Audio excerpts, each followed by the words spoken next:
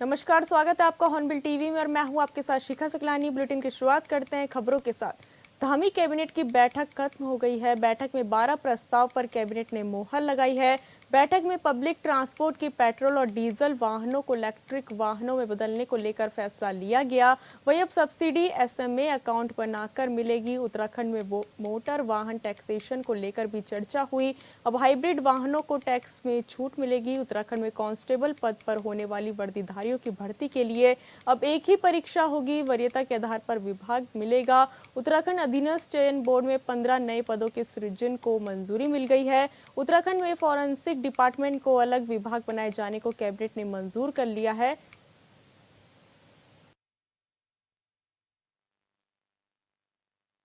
आज 12 मत थे आज हमारे इसमेमें। पहला मत था ये शहरी विकास विभाग का मत था। इसमें ये हमारे 2013 में 859 ये पर्यावरण मित्र जो हैं ये विनियमित किए गए थे। तो आज इनको भी जो हमारी मृतक आश्रित सेवा नियमावली है उसके अनुरूप उनके आश्रितों को इससे आच्छादित करने का आज माननीय मंत्रिमंडल द्वारा निर्णय लिया गया। दूसरा मत था ये परिवहन विभाग का मत था। उत्तराखंड स्वच्छता गतिशीलन परिवर्तन नीति के बारे में। इसमें पूर्व में ये व्यवस्था थी कि जो हमारा नॉर्मल पब्लिक ट्रांसपोर्ट है जो कि पेट्रोल और या डीजल से चलता है उसको सीएनजी बैटरी या ईवी में कन्वर्ट यदि वो करते हैं तो उसमें कुछ सब्सिडी की व्यवस्था थी। उसमें एक चीज़ थी कि इसमें जो भी धनराशि ये सब्सिडी की होगी इसको एक एस्क्रो अकाउंट में रखने की पहले व्यवस्था थी। तो उससे एस्क्रो अकाउंट मतलब बैंक संबंधित लाभार्थी और के बीच में वो सरकार के बीच में एक एस्क्रो अकाउंट बना था। आज ये निर्णय हुआ कि इसको एक एसएनए अकाउंट में बना दिया क्योंकि एस्क्रो अकाउंट को ऑपरेट करने में दिक्कत हो रही है। तो उसको एक एसएनए अकाउंट में कन्वर्ट करने का आज माननीय मंत्रिमंडल द्वारा निर्णय लिया गया। ये एसएनए अकाउंट मतलब जो लाभार्थी है अब वो ये एक अकाउंट विभाग बनाएगा, ट्रांसपोर्ट डिपार्टमेंट बनाएगा और वहाँ से जब भी कोई बेनिफिशियरी इस तरह कन्वर्ट करता है तो सीधे उसके अकाउंट में पैसा चला जाएगा। एस्क्रो अकाउंट होता है कि एक एग्रीमेंट होता है बैंक के बीच में, लाभार्थी और सरकार के बीच में एक एग्रीमेंट होता है। उस एग्रीमेंट के अनुसार करने में दिक्कतें आ रही थी तो अब एक सीधी व्यवस्था कर दी गई है कि वो एक एसएनए अकाउंट से सीधे उसमें चला जाएगा। ये पर्यटन विभाग के 4 मत थे। ये 4 योजनाएं हैं पर्यटन विभाग की जिसको माननीय मंत्रिमंडल द्वारा आज सहमति दी गई। जैसा कि आप विदित ही हैं कि बद्रीनाथ में मास्टर प्लान के अनुसार जो बद्रीनाथ का विकास का कार्य चल रहा है उसमें मास्टर प्लान में ये व्यवस्था थी कि हम कुछ आइकॉनिक स्ट्रक्चर्स या आइकॉनिक कलाकृतियाँ वहाँ पे बनाएं। उसमें आज 4 योजनाओं को सीएसआर के माध्यम से मतलब प्राथमिकता सीएसआर के माध्यम से कराने की होगी और यदि सीएसआर की व्यवस्था नहीं हो पाती तो स्टेट गवर्नमेंट या सेंट्रल गवर्नमेंट के बजट से करने की आज माननीय मंत्रिमंडल द्वारा अनुमति दी गई। उसमें पहला कार्य जो है ये शेष नेत्र लोटस वॉल का है। एक शेष नेत्र लोटस वॉल बनाई जाएगी यानी कि जो विष्णु भगवान से संबंधित जो आइकन्स हैं उनको बनाए जाने की आज सहमति दी गई। ये पहला है शेष नेत्र लोटस वॉल जो हमारा बद्रीनाथ का एक लेक फ्रंट बन रहा है वहाँ पे इसको बनाए जाने की आज सहमति दी गई। दूसरा जो कार्य है वो सुदर्शन चौक कलाकृति है। ये अराइवल प्लाजा जो बद्रीनाथ में बन रहा है वहाँ पे इसके निर्माण की इस योजना की आज सहमति सुदर्शन चौक कलाकृति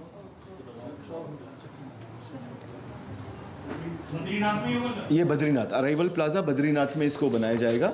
तीसरा है ट्री एंड रिवर स्कल्पचर। ये बद्री नारायण चौक पे इसको बनाने की आज माननीय मंत्रिमंडल द्वारा सहमति दी गई। Tree and river sculpture. और चौथा है आर्ट, ये बद्री नारायण चौक पे बनेगा। और चौथा है एक सुदर्शन चक्र का स्कल्पचर बनेगा जो भी अराइवल प्लाजा बद्रीनाथ में बनेगा। नहीं, वो आपका सुदर्शन चौक पे था, वो आर्ट वर्क और सुदर्शन चौक। ये मतलब छोटे छोटे प्रोजेक्ट्स हैं, 1-1.5 करोड़ के आसपास के प्रोजेक्ट हैं ये। तो इनको प्राथमिकता सीएसआर मद से कराई जाने की और अदरवाइज इसको स्टेट गवर्नमेंट के फंड से या गवर्नमेंट ऑफ इंडिया के फंड से बनेगा। ये आखिरी मत जो है ये उत्तराखंड सरकार ने प्रशासनिक फेरबदल करते हुए हरिद्वार और टिहरी जनपदों में नए जिलाधिकारियों की नियुक्ति की है। हरिद्वार की जिलाधिकारी कमलेंद्र सिंह के निलंबन के बाद सरकार ने वरिष्ठ प्रशासनिक अधिकारी मयूर दीक्षित को हरिद्वार का नया जिलाधिकारी नियुक्त किया है। मयूर दीक्षित इससे पूर्व कई महत्वपूर्ण पदों पर कार्य कर चुके हैं और एक कुशल प्रशासक के रूप में उनकी पहचान है। वहीं टिहरी जिले की जिम्मेदारी नीतिका खंडेलवाल को सौंपी गई है।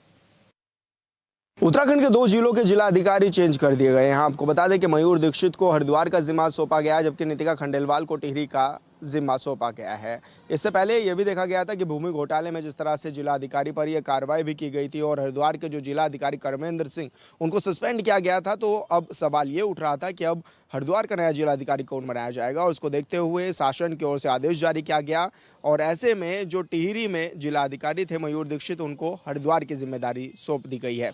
आपको बता दें कि मयूर दीक्षित 2013 बैच के आईएएस अधिकारी हैं और लंबे समय से वो अलग अलग क्षेत्रों में अपनी सेवाएं देते हुए भी नजर आ रहे थे। इससे पहले वो रुद्रप्रयाग में भी डीएम रह चुके हैं और अब हाल फिलहाल में वो टिहरी का जिम्मा संभाले हुए थे और इसके बाद अब उनको हरिद्वार की जिम्मेदारी दे दी गई है। इससे पहले भी लगातार वो अच्छे कामों में नजर आए और ऐसे में अब उनको हरिद्वार में जिम्मेदारी दी गई, तो वहीं नीतिका खंडेलवाल को अब जिला अधिकारी टिहरी बनाया गया है। वो भी 2015 बैच के आईएएस अधिकारी हैं और अब जिस तरह से ज़मीन घोटाले पर ये सख्ती दिखाई है धामी सरकार ने और साफ तौर पर सख्त निर्देश और हिदायत भी दे दी है कि किसी भी भ्रष्टाचारी को बख्शा नहीं जाएगा।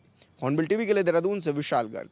उत्तराखंड हरिद्वार में जमीन घोटाले को लेकर सियासत एक बार फिर गर्मा गई है। सरकार जहां इस कार्रवाई को जीरो टॉलरेंस के तहत अपना बड़ा निर्णय करार दे रही है, तो वही कांग्रेस इसे महज एक दिखावा बता रही है। कांग्रेस इसमें कई सफेद पोशों के शामिल होने की बात कह रही है। इस रिपोर्ट में देखिए।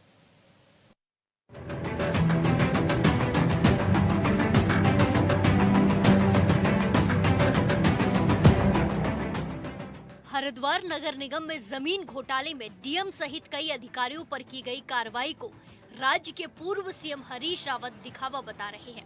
आरोप है कि अकेले हरिद्वार में ही सैकड़ों एकड़ सरकारी जमीनों पर सफेद पोशों के संरक्षण में अभी भी कब्जा है और सरकार उन जमीनों को चिन्हित कर सीबीआई जांच करे तो सब सामने आ जाएगा। हरीश रावत का कहना है कि पिछली सरकारें चाहे किसी की भी रही हो, सबके समय के तमाम जमीन घोटालों की निष्पक्ष जांच हो और ये जीरो टॉलरेंस की सरकार का नैतिक दायित्व है। हम ये कह रहे हैं कि जितने भूमि घोटाले हैं, श्री धामी और उनकी ढाका टीम से मेरी प्रार्थना है, जितने भूमि घोटाले हैं टूरजिया से लेकर के यहाँ तक सबकी नए सिरे से जांच कर ले और सीबीआई को ये जांच सौंप दे, चाहे वो आमबाग का घोटाला हो या रामबाग का हो। जितने घोटाले हैं, जितने भी चर्चित हैं, और उसमें कोई भी कार्यकाल हो, कोई भी शासनकाल हो, वो सामने आने चाहिए। जो जमीनों के घोटालेबाज सरकार है या मुख्यमंत्री है, उसका चेहरा सामने आना चाहिए और उनके पास अपॉर्चुनिटी है। जब भ्रष्टाचार के खिलाफ उन्होंने खुली जंग छेड़ी है, तो उस जंग में और बहादुरी करें और पीछे से जाएं जितने घोटाले हुए हैं। और आप लोगों ने कलम की बहुत स्याही उन घोटालों का जिक्र करने में खर्च की है। मैं चाहता हूं आपकी कलम के साथ भी न्याय हो जाए। आपकी कलम कहो या जो आपने दिखाया है उसके साथ न्याय हो जाए। पूर्व सीएम का कहना है कि हरिद्वार जमीन घोटाला तो मात्र एक वानगी भर है। प्रदेश में कई एकड़ सरकारी जमीन राजनीतिक संरक्षण में खुर्द-बुर्द हुई है, जिसकी उच्च स्तरीय जांच होनी जरूरी है। वहीं दूसरी ओर राज्य के मुखिया पुष्कर सिंह धामी का कहना है कि बीजेपी की सरकार जीरो टॉलरेंस की नीति पर काम कर रही है। यही वजह है कि भ्रष्ट अधिकारियों पर लगातार कार्रवाई की जा रही है। हरिद्वार नगर निगम में भूमि खरीद घोटाले का प्रकरण जैसे ही मेरे संज्ञान में आया, तत्काल हमने शासन से एक वरिष्ठ अधिकारी के नेतृत्व में जांच बैठाई, जांच दी उनको, और जांच की रिपोर्ट आते ही भूमि विक्रेताओं के बैंक के खातों को सीज किया गया है। कई अन्य कर्मचारी जो इसमें संलिप्त पाए गए हैं प्रारंभिक रिपोर्ट में, उन सभी को सस्पेंड किया गया है। जांच रिपोर्ट प्राप्त होने पर उसकी समीक्षा की गई और समीक्षा करने पर तत्कालीन नगर आयुक्त तत्कालीन जिलाधिकारी और प्रशासक सहित 7 लोगों को आज निलंबित करते हुए पूरा प्रकरण विस्तृत जांच के लिए विजिलेंस को सौंप दिया है। हम यह सुनिश्चित करेंगे कि जो नगर निगम का पैसा है वो पैसा सरकारी खाते में वापस आए, इसके लिए हमने आदेश दे दिए गए हैं। 20 सूत्री कार्यक्रम क्रियान्वयन समिति के उपाध्यक्ष दर्जा प्राप्त राज्य मंत्री ज्योति प्रसाद गैरौला का मानना है कि भ्रष्टाचार के खिलाफ भाजपा ने हमेशा अपना रुख स्पष्ट रखा है। चाहे वो किसी भी बड़े पद पर बैठा व्यक्ति हो, उसे उसके किए की सजा दिलाई है। कांग्रेस के समय में नकल माफिया खूब फले फूले, उन पर भी कड़ा प्रहार बीजेपी ने ही किया है। हरीश रावत जी अब जग रहे हैं क्या? उत्तराखंड की जनता ने कांग्रेस को, हरीश रावत जी को एक बार नहीं कई बार मौके दिए। इन्होंने प्रदेश का नेतृत्व किया, तब इनको ये नहीं दिखाई दे रहा था। इनके समय में कितनी कार्रवाइयां हुई, भ्रष्टाचार के खिलाफ कितने बड़े प्रहार हुए। और आज जब भारतीय जनता पार्टी की सरकार पुष्कर सिंह धामी जी के नेतृत्व में यहाँ पर भ्रष्टाचारियों पर कड़े प्रहार कर रही है, उन्हें समझना पड़ेगा, सोचना पड़ेगा कि जो नकल माफिया है, जो उनके समय में पल्लवित पुष्पित हो रहा था, जड़ें जमा रहा था, युवाओं की आशाओं को उस पर तुषारापात कर रहा था, उस नकल माफिया को किसने खत्म किया? उनको जेल भेजने का काम किसने किया? पुष्कर सिंह धामी की सरकार ने किया। और आज जैसे ही जमीन घोटाले के विषय सामने आए, उस पर भी पुष्कर सिंह धामी की सरकार ने ना कोई बड़ा देखा ना कोई छोटा देखा, सीधी कार्रवाई की है। और यह धामी सरकार की एक स्पष्ट नीति है, इस उत्तराखंड में कहीं पर भी इस तरह के विषय पनपने नहीं दिए जाएंगे, चाहे वो कितना ही बड़ा क्यों ना हो। भ्रष्टाचार पर कड़ी कार्रवाई होगी ही होगी। उत्तराखंड में 2017 से ही बीजेपी की डबल इंजन वाली सरकार है। सरकार के मुखिया हैं पुष्कर सिंह धामी, जो लगातार भ्रष्टाचारियों पर कार्रवाई कर रहे हैं। 3 वर्षों में ही 150 से अधिक छोटे बड़े अधिकारियों पर कार्रवाई की गई है। Bureau report, hornbill TV.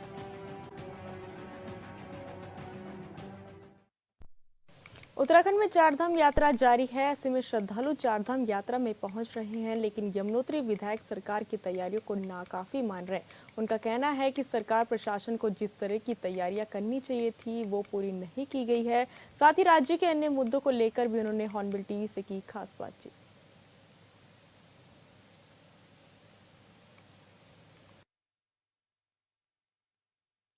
Doval जी हमारे साथ मौजूद हैं। डोभाल जी, जिस तरह चारधाम यात्रा लगातार जारी भी है, ऐसे में किस तरह की व्यवस्थाएं आप देख भी रहे हैं, क्योंकि आपके क्षेत्र में बड़ी संख्या में चारधाम के लिए यात्री पहुंचते हैं यमुनोत्री में?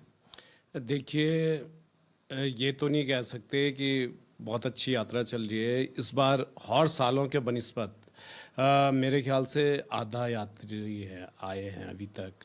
आज तक मेरे ख्याल से कभी भी 9-10 हज़ार से ऊपर किसी भी धाम पे, चाहे यमुनोत्री हो गंगोत्री हो, इन 2 धामों पे इससे ज़्यादा यात्री कभी आए नहीं है। सरकार के क्या आंकड़े हैं, पर जो, क्योंकि हम लोग वहाँ पे स्थानीय स्तर पे हैं, हर होटल खुला है, हर होटल खाली है, हर होम स्टे खाली है। तो मैं ये नहीं कह सकता हूँ कि यात्रा बहुत अच्छी चल रही है, पर फिर भी बहुत बहुत धन्यवाद है जो हमारे श्रद्धालु आ रहे हैं, उनका स्वागत करते हैं उत्तरकाशी जिला और यमुनोत्री विधानसभा। अच्छा, क्या वजह इसके पीछे, क्या आप मान रहे हैं कि क्यों इस बार की यात्रा कम रह गई? क्योंकि सरकार के जो वो है कार्य प्रणाली है कि बुकिंग कराओ, ये कराओ, वो कराओ, 10 तरह के झंझट हैं, आधार कार्ड से जोड़ो, उससे जोड़ो, तो वो बहुत ही जटिल प्रक्रिया है, जिससे कि यात्री को ये लगता है कि वो यात्रा करने नहीं आ रहा है कहीं। इतना तो मेरे ख्याल से अगर आदमी दूसरे देश की यात्रा के लिए भी घूमने जाता है तो वहाँ भी इतनी जटिल प्रक्रिया से नहीं गुजरना पड़ता जितनी चार धाम से के लिए गुजरना पड़ता है। और रही यात्रा की सुखद यात्रा या शांतिपूर्वक यात्रा हो या भीड़ कम हो, क्या कुंभ में 70 करोड़ का दावा करती है सरकार, तो वहाँ पे क्या यात्रा नहीं हुई है? क्या 4 धाम में ही भीड़ के लिए सरकार सुरक्षात्मक यात्रा नहीं कर सकती है? तो ये तो सरकार की नाकामी है कि यहाँ पे इतनी जटिल प्रक्रियाओं से यात्रा को कराया जाता है। और क्योंकि जो सरकार पहले से आंकड़े रखती है कि वहाँ पे इतने होम स्टे हैं, वहाँ पे इतने होटल हैं, हर साल मुझे लगता है, मैं दूर की बात नहीं करता हूँ, यमुनोत्री धाम की बात करता हूँ, लगभग सरकार भाई हर साल ही इतने लोग वहाँ पे होम स्टे और होटल्स बना रहे हैं कि लगभग हर साल 5 से 7 हज़ार लोगों की कैपेसिटी बढ़ रही है। तो वो सब के सब आज खाली पड़े हैं, क्योंकि सरकार का जो ये है कि यात्रा बहुत अच्छी चल रही है। तो मुझे तो नहीं लगता, सरकार के आंकड़ों में यात्रा अच्छी है, स्थानीय स्तर पर बहुत कम यात्री आ रहा है। अच्छा, कनेक्टिविटी क्षेत्र में किस तरह से कार्य वहाँ पर किए जा रहे हैं आपके क्षेत्र में, विधानसभा में या फिर यमुनोत्री धाम पर? क्या माना जाए, क्योंकि हेलीपैड आप बता रहे हैं कि अब बन करके तैयार हो रहा है और साथ ही रोपवे की सिस्टम से भी जोड़ा जा रहा है। उस बात के लिए मैं चाहे अपने मुख्यमंत्री उत्तराखंड हैं उनको भी धन्यवाद दूंगा, क्योंकि उन्होंने यमुनोत्री में हेलीपैड बनवाया है। रोपवे जो कई सालों से लगभग 2 दशक से जो परियोजना रुकी पड़ी थी, उसका कार्य चलते हुए 1 साल हो गया है और मैं आशा करता हूं कि जल्द से जल्द पूरा होगा। मैं माननीय नितिन गडकरी जी का भी बहुत बहुत धन्यवाद दूंगा कि उन्होंने हमारे क्षेत्र में जो पालीगाड़ से आगे लगभग 20 किलोमीटर का क्षेत्र बचा था 2 लेन होने के लिए, उसके लिए भी उन्होंने टेंडरिंग प्रक्रिया हो गई है और बहुत जल्दी कार्य सुचारू रूप से शुरू हो जाएगा। और जो जहाँ पे भी हैं उसके लिए मैं खासकर नितिन गडकरी जी का बहुत बहुत धन्यवाद दूंगा कि उन्होंने 4 धाम पे जो अपनी योजनाओं को पूर्ण रूप से लागू किया है और हर यात्री के सुरक्षात्मक से लेके हर एक दृष्टिकोण से उन्होंने कार्य किया है। विधायक जी, आपके क्षेत्र में किस तरह से अभी कार्य लगातार जारी भी हैं, किस तरह के कार्यों की आप बात भी कहेंगे? क्योंकि जिस तरह से 4 धाम यात्री भी आते हैं और भूस्खलन भी अक्सर देखने को मिलता है उत्तरकाशी क्षेत्र में, इस तरह की कई घटनाएं आती है, भूकंप पीड़ित हो या फिर आपदाएं जैसे हालात हर बार बनते हैं, किस तरह की व्यवस्थाएं इस बार की जा रही हैं, क्या कुछ कहें?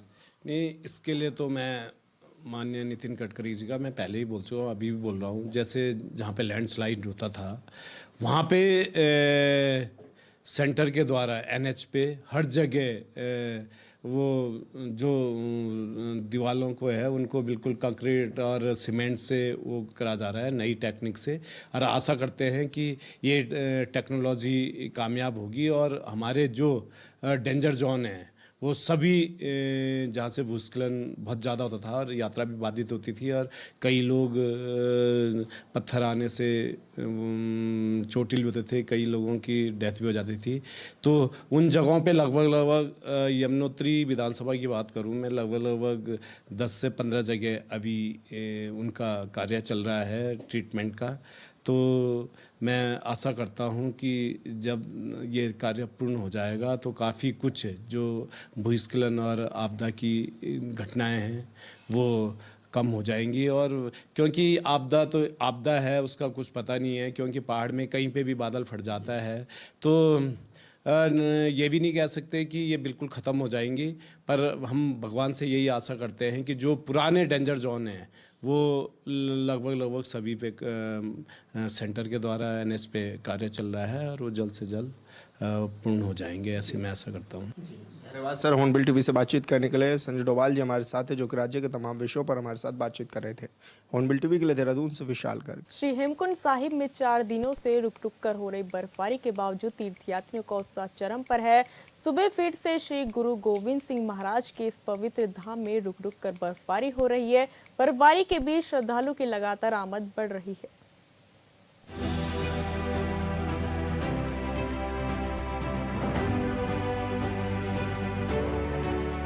चमोली की हेमकुंड साहिब में बर्फबारी के बीच मंगलवार को रिकॉर्ड 8,000 श्रद्धालु पहुंचे। कपाट खोलने के बाद अब तक 30,000 से अधिक श्रद्धालुओं ने श्री हेमकुंड साहिब गुरुद्वारा पहुंचकर पवित्र दरबार साहिब में मत्था टेका है।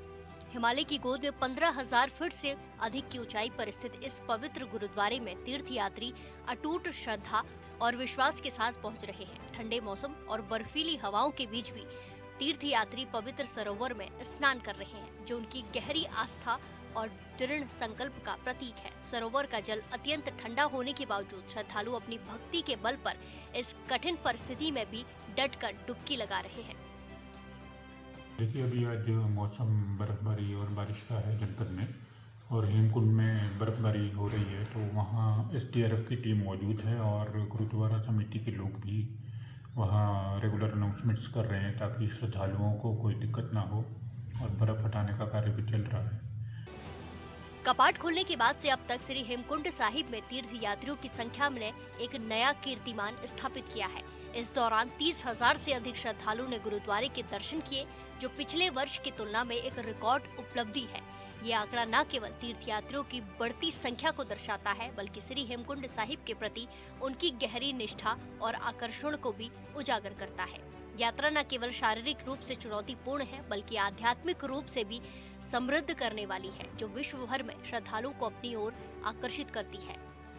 तो श्रद्धालुओं से विशेष अपील की जा रही है कि जब वो जा रहे हैं तो अपने गर्म कपड़े साथ लेके जाएं, आवश्यक दवाइयाँ साथ रखें, और यदि मौसम ज़्यादा प्रतिकूल है तो कहीं सुरक्षित जगह पे वो विश्राम करें और उसके बाद ही आगे की यात्रा अपनी सुचारू करें।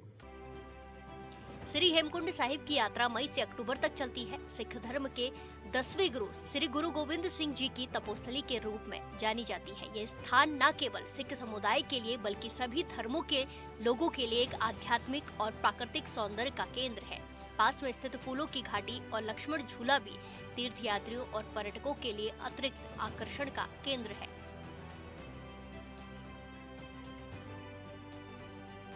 Bureau report, hornbill TV.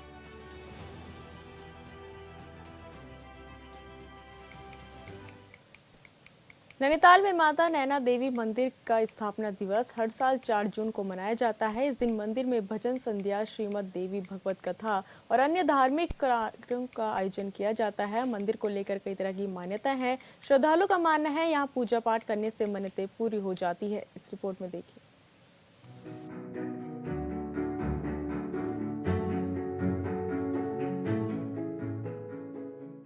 देश भर के 52 शक्ति पीठों में शुमार नैनीताल की मां नैना देवी मंदिर का स्थापना दिवस बड़े ही धूमधाम के साथ मनाया गया, जिसमें स्थानीय लोगों के साथ नैनीताल पहुंचे पर्यटकों ने बड़ी संख्या में प्रतिभाग किया। सुबह से ही मां नैना देवी मंदिर में माता के दर्शन और पूजा अर्चना के लिए भक्तों की लंबी कतारें लगी रही। स्थापना दिवस के अवसर पर मंदिर समिति द्वारा महाभंडारे का आयोजन भी किया गया, जिसमें हजारों की संख्या में श्रद्धालुओं ने प्रसाद को ग्रहण किया। माता जी के दर्शन करना तो it's like to have the blessing, आशीर्वाद लेने के लिए मैं यहाँ पे आई हूँ, लखनऊ से उतने दूर से। और आज तो बहुत अच्छा दिन है यहाँ पे, जैसा कि पता चल रहा है कि माता जी का आज स्थापना दिवस है, तो हो सकता है कि माता जी का जो भी मैं मांगूँ उसको तुरंत ही पूरा कर दें। कल बारिश हो रही थी, मैं कल भी वेट कर रही थी, बट कल नहीं आ पाई मैं यहाँ पे बारिश की वजह से। बट आज वेदर अच्छा है तो फिर मैं पहुँच पाई यहाँ पे। नैना देवी मंदिर को लेकर मान्यता है कि राजा दक्ष ने जब अपने घर में यज्ञ करवाया था तो अपनी बेटी सती व दामाद शिव को इसका न्योता नहीं दिया। गुस्से में आकर मां सती अपने पिता के घर गई। पिता से कहा सुनी होने पर हवन कुंड में अपने प्राणों की आहुति देती थी, जिसके बाद शिव क्रोधित होकर मां सती के जले शरीर को आकाश मार्ग से गुजर रहे थे। कहा जाता है कि विष्णु भगवान ने मृत शरीर को अपने सुदर्शन चक्र से खंडित कर दिया था, जिसके फलस्वरूप नैनीताल में मां सती की बाईं आंख गिरी थी। तब से यहाँ पर मां नैना देवी की पूजा की जाती है।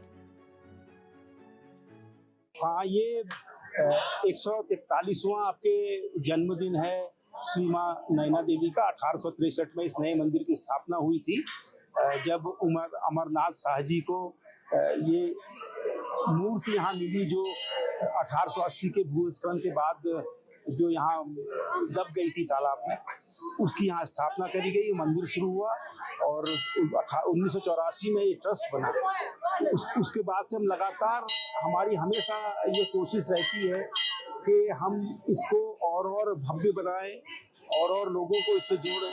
और इसके साथ साथ हम जब भी पूजा करते हैं, कोई भी पूजा करते हैं, तो उसमें सिर्फ ये देवी देवताओं की पूजा नहीं होती। हम इस झील के स्वास्थ्य के लिए, इसके सौंदर्य के लिए, इसके स्थायित्व के लिए भी हम हमेशा प्रार्थना करते हैं और ये देवी से कामना करते हैं कि यह झील हमारी स्वस्थ हो, सुंदर हो, पर्यटकों के लिए लगातार एक आकर्षण का विषय बना रहे।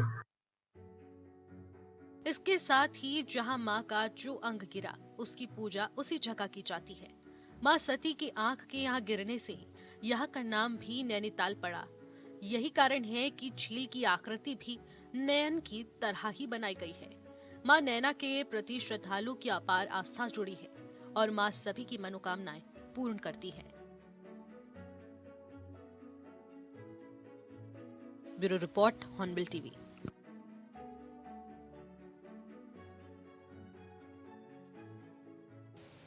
फिलहाल इस बुलेटिन में इतना ही। आप देखते रहिए हॉर्नबिल टीवी। नमस्कार।